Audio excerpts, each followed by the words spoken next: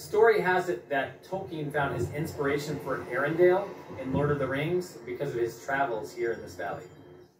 No, your eyes have not deceived you. This is literally a milk vending machine. Looks like you open this. It's like one of those little filtered water bottle dispenser thingies. 0.06 of a liter. This cup should be big enough. I cannot believe I'm about to drink milk out of a vending machine. Стига глупости.